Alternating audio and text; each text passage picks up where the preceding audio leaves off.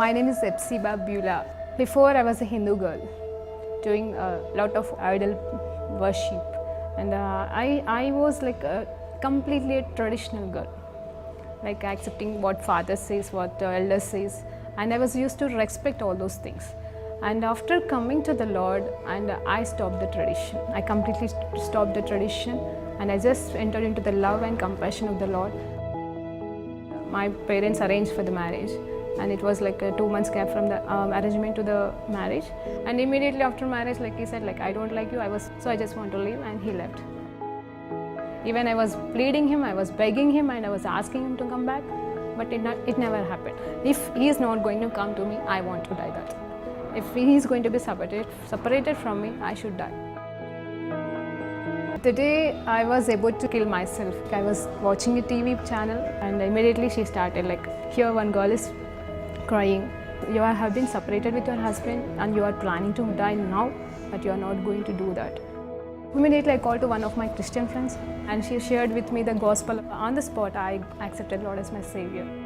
The next moment, I felt free from the burdens and all kind of thoughts, and everything left me. Praise lord అండి. దేవునికి మహిమ కలుగును గాక. చిన్న ప్రార్థన చేసుకుని వాక్యంలోకి వెళ్దాం. పరిశుద్ధుడా గొప్ప దేవా, నీకు స్తోత్రం, స్తుతి, మహిమ, ఘనత, ప్రభావం చెల్లించుకుంటున్నాం నైనా. ఈ సమయంలో ఉన్న పాటను మీ పాద సన్నిధికి వచ్చేటకు మీరు మాకు ఇచ్చిన ధన్యతకే వందనాలు ప్రభా. ఆశ్చర్యకరుడవు తండ్రి నాయనా ప్రభా, ఈ రోజు నుండి ప్రభా కొన్ని దినముల పాటు నాయనా తండ్రి కొండ మీద ప్రసంగము, మీరు చేసిన ప్రసంగం, మీరు మాట్లాడిన అమూల్యమైన మాటలయ్యా నా తండ్రి మేము ధ్యానిస్తుండగా నాతోనూ అలాగే వింటున్న ప్రతి బిడ్డతో మీరే మాట్లాడి బలపరిచి ధైర్యపరిచి మమ్మల్ని నీ మార్గంలో నాయనా తండ్రి నడిపించమని, నీ పోలికలలో మమ్మల్ని మార్చమని యేసుక్రీస్తు నామములో ప్రార్థన తేడి వేడుకుంటూ పొందుకుంటున్నాం తండ్రి. ఆమేన్. ప్రైజ్ లార్డ్ అండి. దేవునికి మహిమ కలుగును గాక.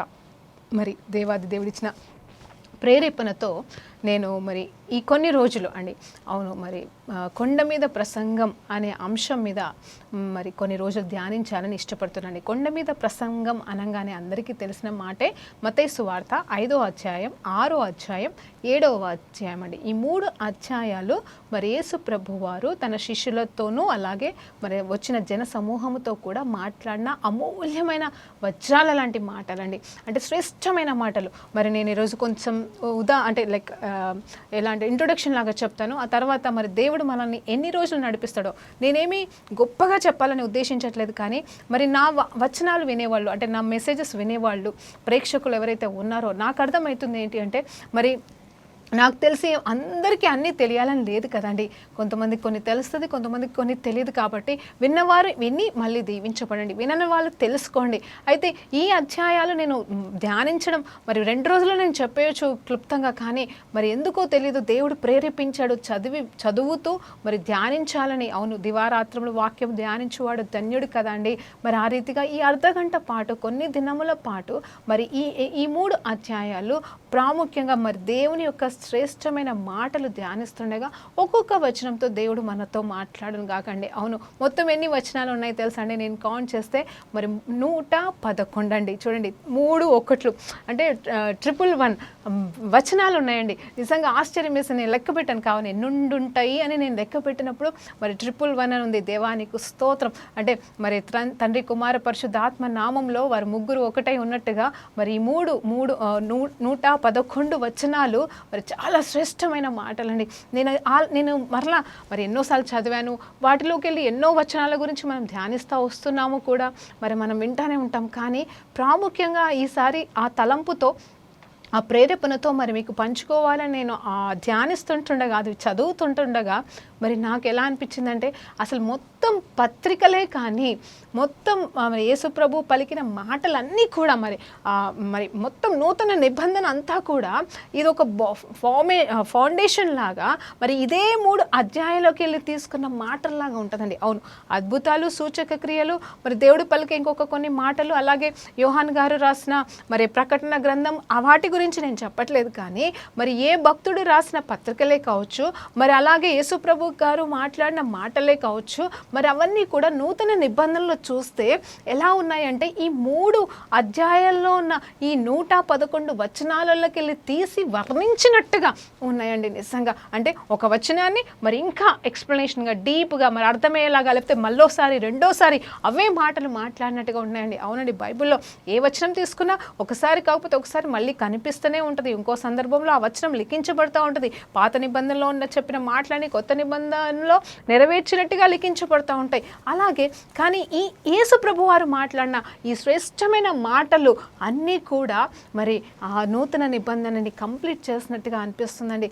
దేవునికి మహిమ కలుగును గాక. అందుకోసమే నేను ప్రేరేపణతో మరి ఒక్కొక్క వచనాన్ని చదువుతూ కొన్ని రోజుల పాటు మనం ఇది ధ్యానించబోతున్నాను. అంటే కంటిన్యూస్గా డైలీ వస్తుందో కాదో అని కాదు, కానీ కంప్లీట్ 3 అధ్యాయాలు అయిపోయేంత వరకు కూడా మరి దీన్ని మనం ధ్యానించబోతున్నామని మరి మీకు చెప్తున్నాను. మరి మీరు మిస్ కావద్దండి దయచేసి. ఇది కేవలం నా సలహా మాత్రమే, మరి అంతకంటే నేనేమీ చెప్పలేను. దేవునికి మహిమ కలుగును గాక.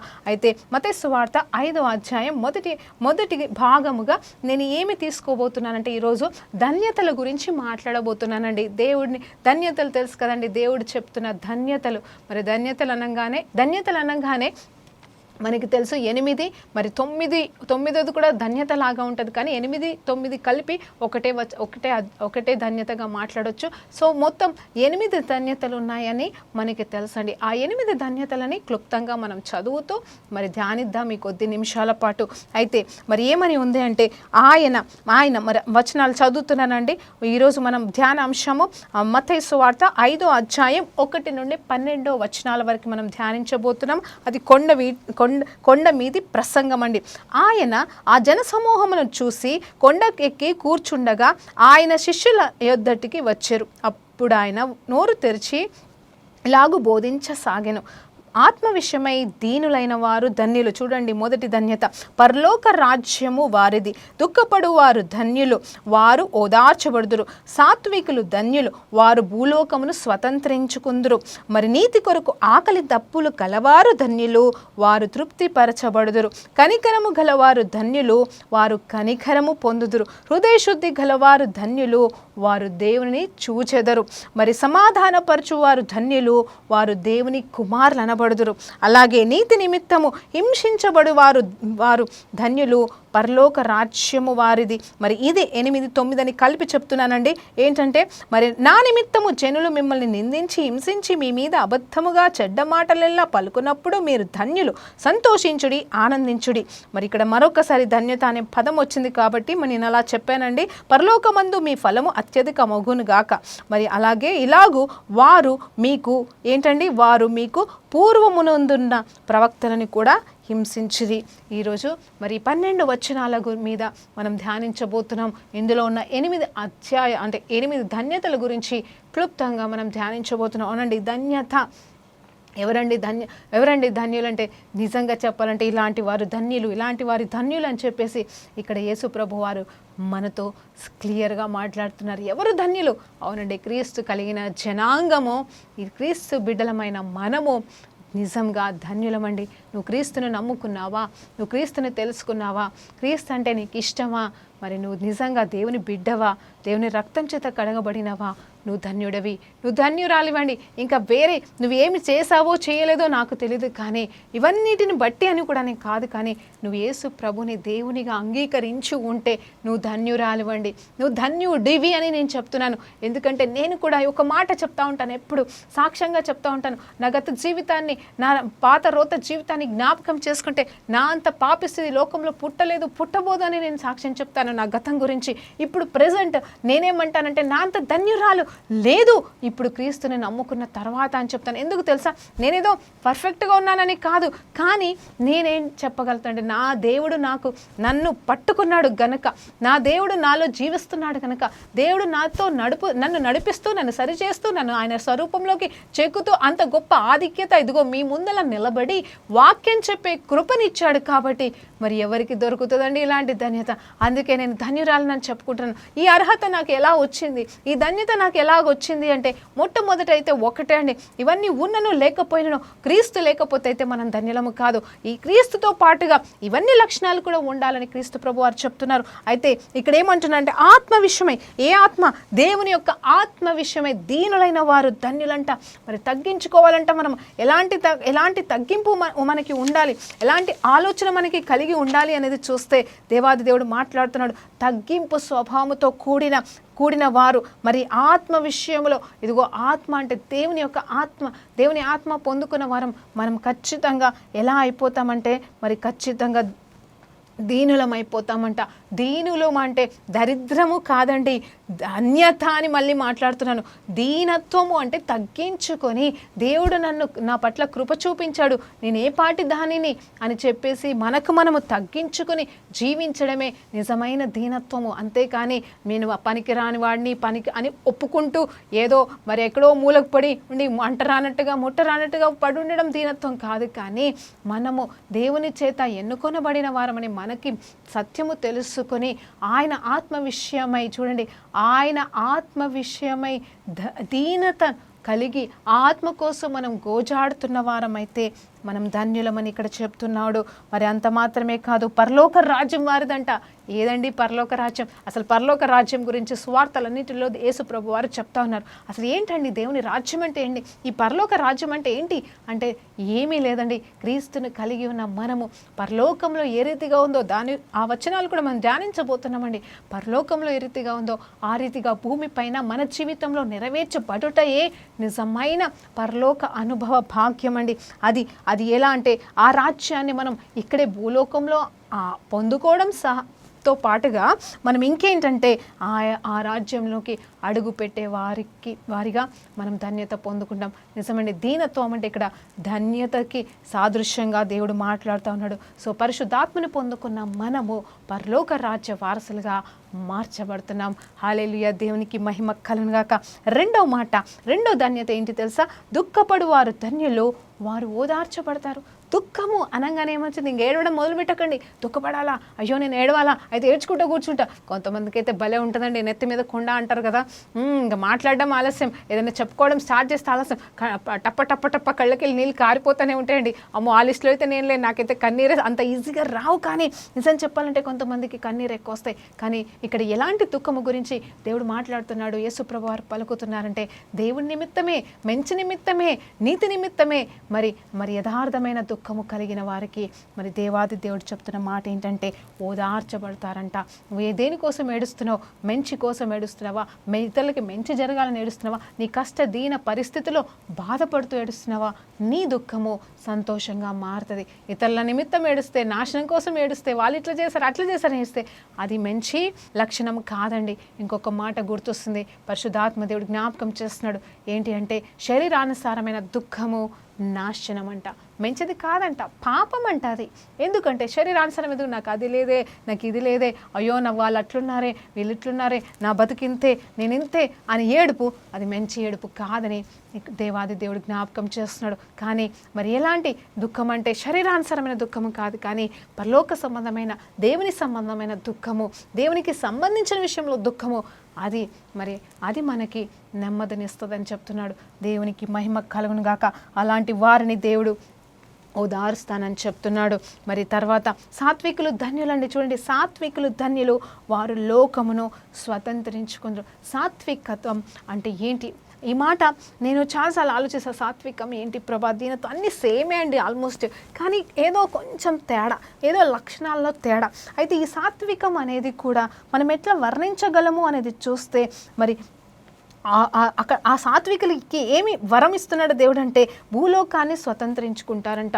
చూడండి, ఎవరు భూలోకి స్వతంత్రించుకోవాలంటే ఆ సింహాసనం మీదకి ఎక్కాలి, సీఎంఓ పిఎంఓ అధికారులు కావాలి, లేకపోతే మొత్తం రాజ్యాలని ఏలేవారైతేనే కదండి భూలోకాన్ని స్వతంత్రించుకోవడానికో, ఆజ్ఞాపించడానికో, లేకపోతే ఇంకేదో చేయడానికి వాళ్ళకి అర్హత యోగ్యత ఉంటుంది. అంటే అట్లీస్ట్ కమాండింగ్ పొజిషన్లో ఉంటే అని నేను అనుకుంటున్నాను. కానీ ఇక్కడ దేవుడు ఏం మాట్లాడుతుంటే సాత్వికత్వం అంట.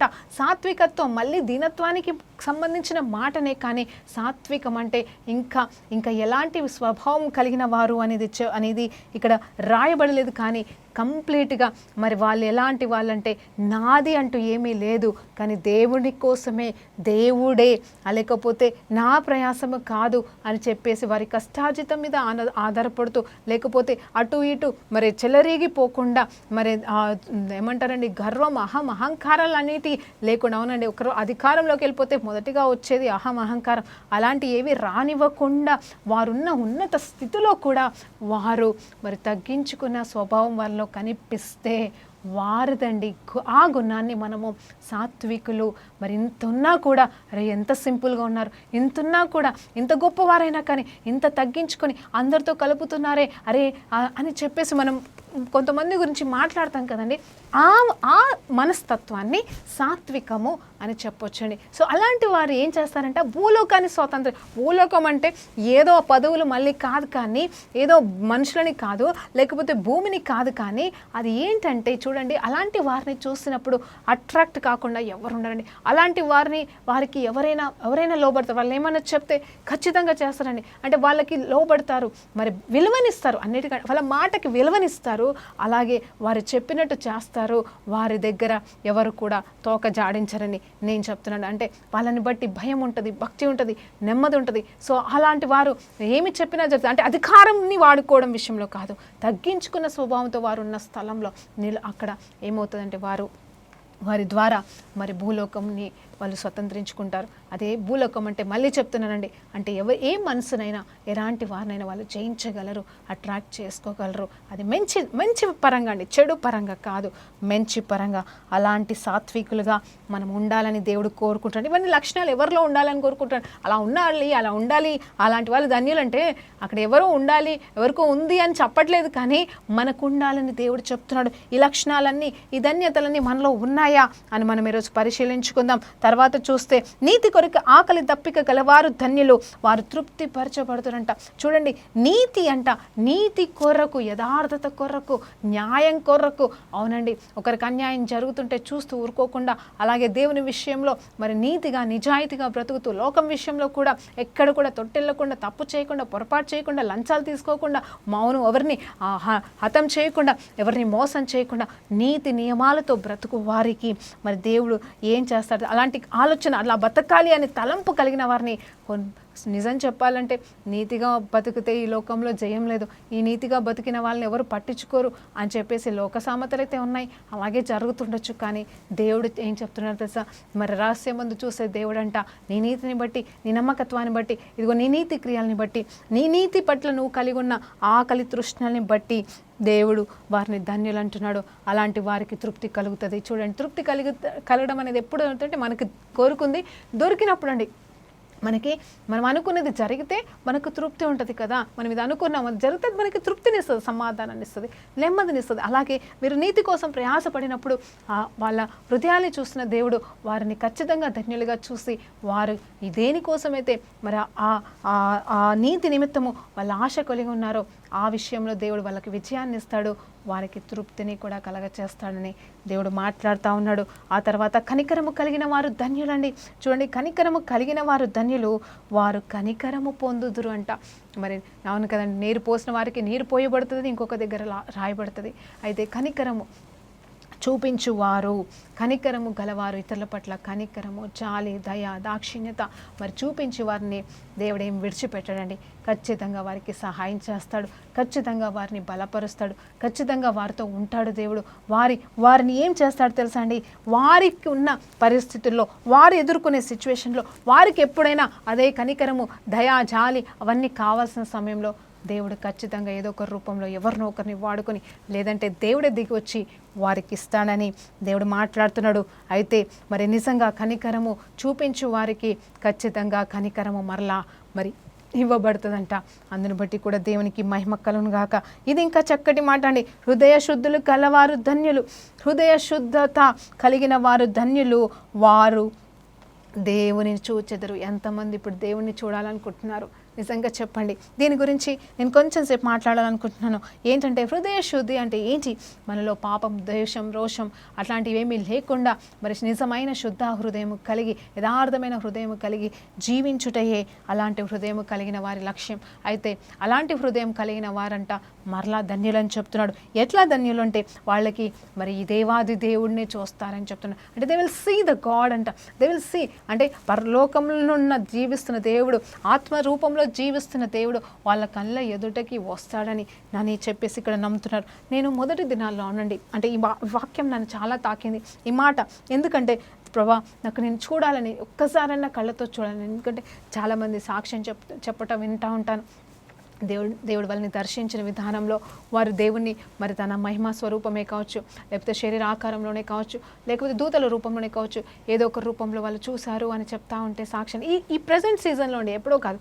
అంటే వాళ్ళు చెప్తా ఉంటే నాకు ఆశ కలుగుతుంది, యేసుప్రభువా నాకు కూడా కనిపించవా, మరి నేనైతే వాక్యానుసారంగా నేను పట్టుకున్నాను అంటే నన్ను పట్టుకున్నావు, నాకు దర్శనం ఇచ్చావు, కళలు ఇచ్చావు కాదనట్లే, కానీ నిన్నైతే నేను ఇంకా చూడలేదే, ఈ కళ్ళకి అంత యోగ్యత లేదా ప్రభా అని సంవత్సరాలు నేను మరి దేవుని సన్నిధిలో గోచాడినప్పుడు నాకు ఈ వచనం కనిపించినప్పుడు ప్రభా హృదయ శుద్ధి కలిగిన వారు ధన్యులు, వారు దేవుని చూచెదరంటున్నావు. మరి నేను చూడలేకపోతున్నానంటే నాకు హృదయ శుద్ధి లేనట్టుంది ప్రభా, నన్ను క్షమించు ప్రభా, నాకు ఆ హృదయ శుద్ధి దయచేయి ప్రభా అని కూడా కొన్ని సంవత్సరాలు అడిగాను, కొన్ని సంవత్సరాలు అడుగుతూ వచ్చానండి.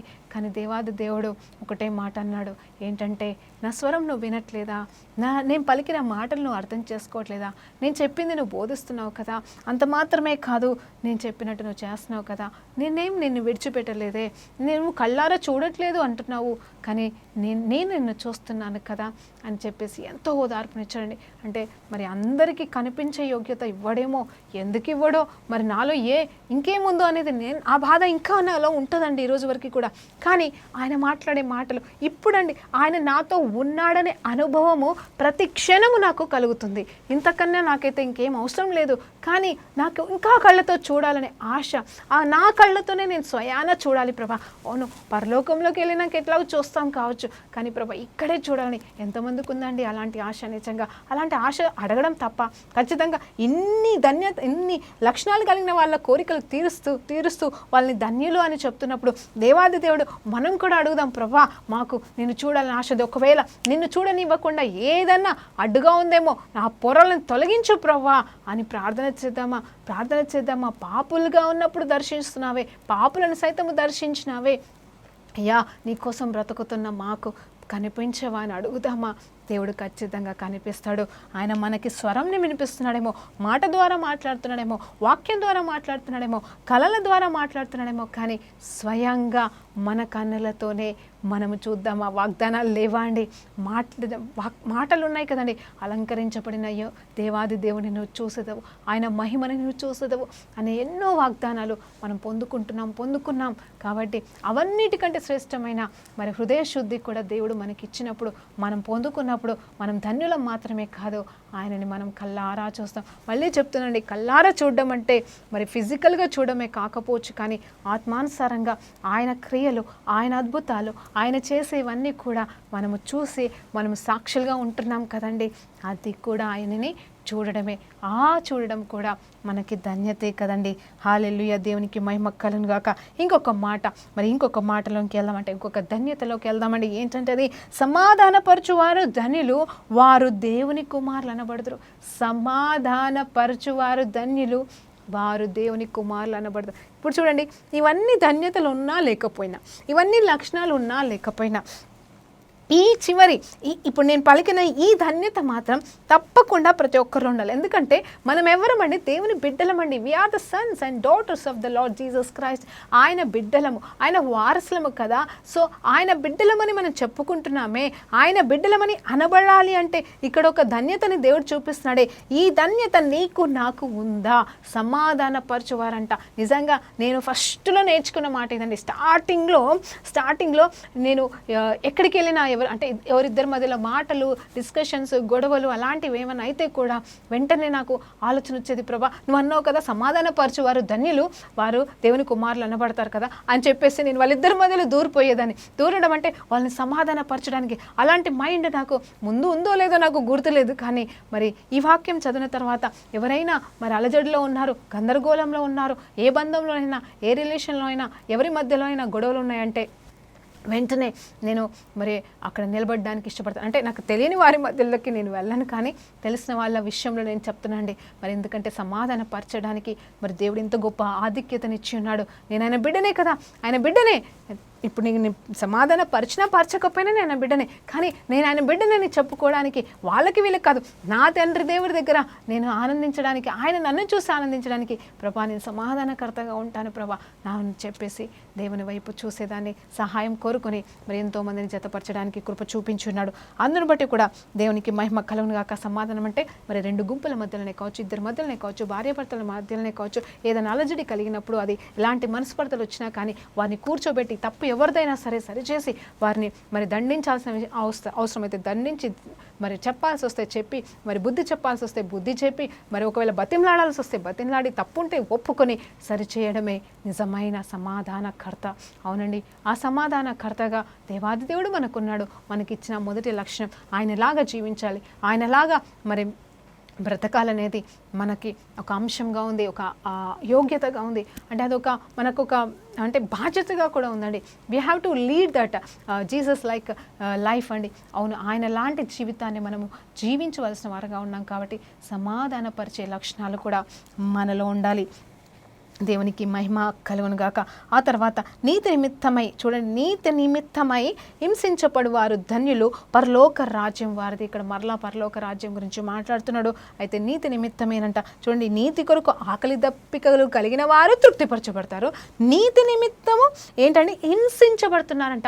అవును, నీతి నిమిత్తం ఎంతోమంది హింసించబడుతున్నారండి. నా మట్టుకు నేను హింసించబడడం అనేది నా జీవితంలో ఏమీ జరగలేదు, కానీ ఆత్మీయ పోరాటాలు అయితే నా జీవితంలో జరిగినది. కానీ కొంతమంది సేవకుల జీవితంలో, కొంతమంది దేవుని నమ్ముకున్న బిడ్డల జీవితంలో వారి కుటుంబాల నుండి పోరాటాలు, మళ్ళీ అలాగే మరి భర్త నమ్ముకుంటే భార్య నుండి పోరాటం, పిల్లలు నమ్ముకుంటే తల్లిదండ్రుల నుండి పోరాటాలు, తల్లిదండ్రులు నమ్ముకుంటే పిల్లల నుండి పోరాటాలు, ఎలా నిందలు మాటలు, అదుగో వాళ్ళు దేవుని నమ్ముకున్నారంటే అని మరి తగ్గింపు స్వభావంతో చూసేవారు కూడా ఎంతోమంది అలాంటి బాధ పడుతున్న వారు ఈ లోకంలో ఉన్నారు. అంతేకాదు హింసిస్తున్నారండి. భారతదేశంలో తెలుసు కదండి, చాలా వరకు మరి హింస ఉంది. అంటే స్వార్థ ప్రకటిస్తే హింస ఉంది. వీరంతా ఎందుకు హింస చేస్తున్నారంటే వీరందరూ యేసు ప్రభు కోసం బ్రతుకుతున్నారు. యేసు ప్రభువే నీతి అయి ఉన్నాడు. ఆ నీతి నిమిత్తము, ఆయన నీతి నిమిత్తము మరి మనం హింసించబడితే మరి అది కూడా ధన్యతే. ఈ పరిస్థితి అయితే అందరికీ రాదని నేను అనుకుంటున్నాను. అలా అని చెప్పేసి మరి అందరికీ రాకుండా పోదండి, అందరికీ ఎప్పటికీ ఉంటుందని కూడా నేను అనను. కానీ ఎవరి లెవెల్లో వారికి ఖచ్చితంగా ఈ హింస అనేది ఉంటుంది. అది ఎలాంటి హింస అయినా సరే, మాటల రూపంలోనే కావచ్చు, పరిస్థితుల రూపంలోనే కావచ్చు, లేమి రూపంలోనే కావచ్చు, సాతానుడు వచ్చే శోధల రూపంలోనే కావచ్చు, మనుషుల రూపంలోనే కావచ్చు, మనం ఏదో ఒక దగ్గర మరి దేవుని నిమిత్తమై దేవుని కోసం నిలబడుతున్న మనకి హింసలు తప్పవు. కానీ మనం జయించే వారిగా ఉండాలి. అలాంటి మనం ధన్యులు అని చెప్తున్నాడు. ఎందుకంటే మనం జయించడం, పోరాటం సంగతి పక్క పెడితే దేవుడు అలా నువ్వు హింసించబడుతున్నావా, నువ్వు ధన్యుడు.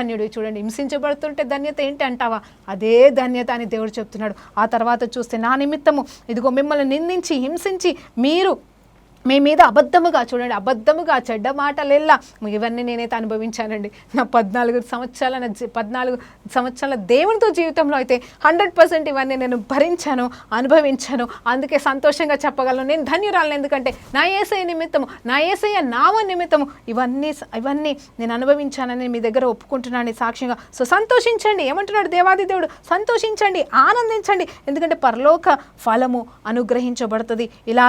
ఇలాగున గతంలో కూడా మరి ఒకప్పుడు కూడా దేవుని సేవ చేసిన వాళ్ళు ఉంది. మీకంటే ముందు వారు హింసించబడ్డారు, మీరు హింసించబడతారు. కానీ సంతోషించండి, ఆనందించండి.